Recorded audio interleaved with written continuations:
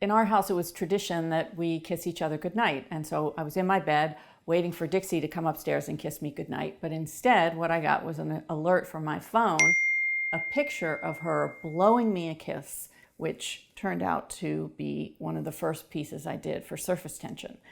But at the time when I got it, I wasn't excited. I was disappointed because I missed the nightly connection with her, an opportunity to talk about your day or what's bothering you. So I marched downstairs, knocked on her door, went in, and tried to explain to her why it was important to continue to make the effort to have intimate connection with people, and that touch is different than touching technology, and that maybe she was giving up something, giving up some sort of richness in life by replacing a real kiss with a digital one.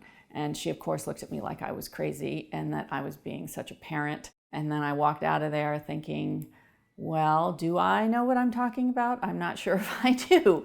And that led me to a lot of research of studies of cognitive impairment caused by technology and distraction and how it affects sense of touch and compassion and empathy. And 7 years of pictures into a body of work that I call surface tension. Kids aren't the only ones whose lives are being taken over by devices. The internet has contributed greatly to my productivity, but my life also now has a breathless quality to it. I think it's also due to my chemistry. I'm an anxious person who tends to be very sensitive to everything that's going on, sounds, smells, things out of place. All that noticing can make the world seem like it's moving too fast. Technology immensely amplifies those feelings.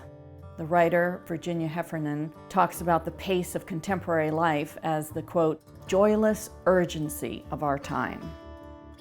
Thankfully, in my case, photography and art act as an antidote to the speed and the pace of my life. In my series, Surface Tension, I visualize the invisible effects that technology has on all of us. Surface tension isolates one of the most intimate layers of our daily experience, human touch. I use an old-fashioned 8x10 view camera, the kind that you put a black hood over your head. I use a raking side light to illuminate the greasy smears of human touch that remain on an iPad. The feverish, electric, unlivable hell that is the internet collides with our warm animal bodies, our simplest instincts, our fingerprints, our messy sweat, bacteria, and skin cells. I love that the juicy grime from our fingers is so antithetical to the chilly detachment of digital flow. The intersection of the analog negative with the digital screen brings the grime and fingerprints, the smudges we typically try to look past, into sharp focus.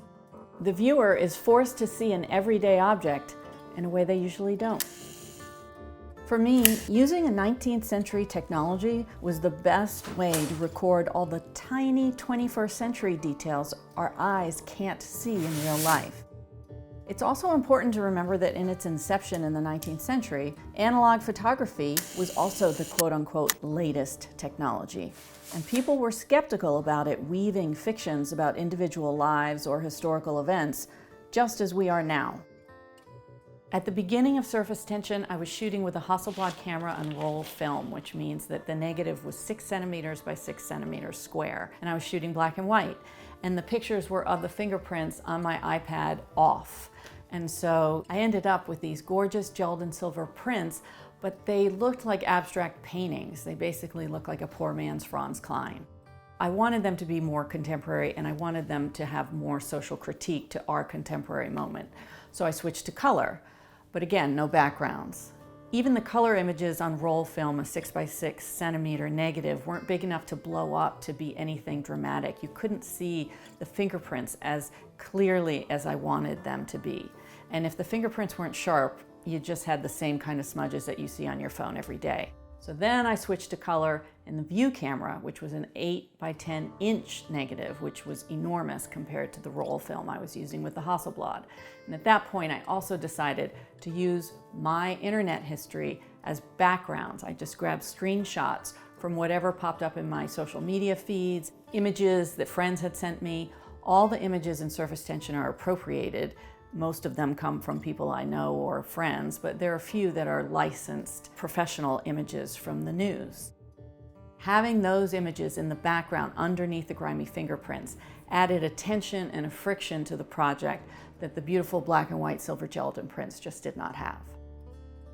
We carry bootlegs of these artworks around in our pockets. Angle your phone surface this way and that to catch the accumulated marks that show your swipes, your double taps, your scrolling down, down, down for that lost hour that felt like a few minutes. This project highlights these signs of life and asks whether we are touching our devices more than our loved ones.